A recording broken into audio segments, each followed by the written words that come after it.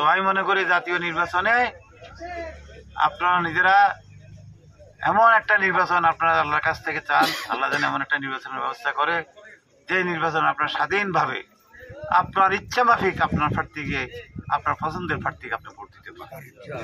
আপনার ভোট যেন কেউ না দেয়, আপনার ভোট কেন যেন কেউ দখল না করে। আমরা যেন পরস্পর, আমাদের এখানে অনেক প্রতিদ্বন্দ্বী দল থাকবে, যে আমরা রাজনৈতিক প্রতিদ্বন্দ্বিতা থাকবে কিন্তু রাজনৈতিক প্রতিহিংসা যেন আমাদের মধ্যে না থাকে। সকল দলের প্রার্থী যেন আমরা যারা হবে, কে হবে আমি তো জানি না, সকলেই যেন মিলেমিশে সৌহার্দ্য পরিপূর্ণ বসে আমরা যেন ভোটারকে সম্মান রেখে যেন একটা সুন্দর ভোট হয়। কারণ অনেক দিন থেকে আমরা ভালো ভোট থেকে বঞ্চিত। আমার মনে করি সেই নির্বাচনের জন্য আমরা সবাই অপেক্ষা আছি। আল্লাহ যেন আমাদেরকে সেই আশা যেন পূরণ করে।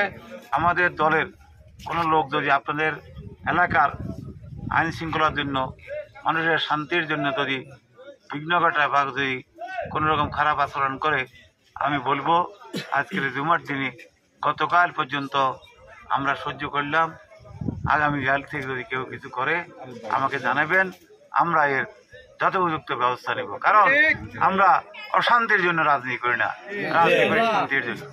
আমরা চাঁদাবাজি, সালিশবাজি এগুলা কিন্তু আমাদের রাজনৈতিক আদর্শ নয়। আমাদের রাজনৈতিক আদর্শ হলো জনগণের সেবা করা, মানুষের উন্নতি করা, মানুষকে ভালোবাসা, গরিব দুঃখী মানুষ আমরা যেই হই সবাইকে এক চোখে দেখতে হবে।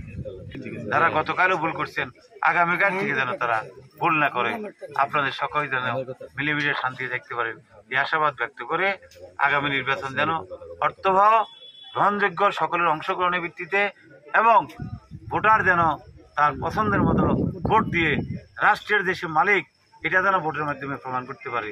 আল্লাহ আমাদেরকে সেই সুযোগ দান করুন। সবাইকে ধন্যবাদ। আসসালামু আলাইকুম রহমতুল্লাহ।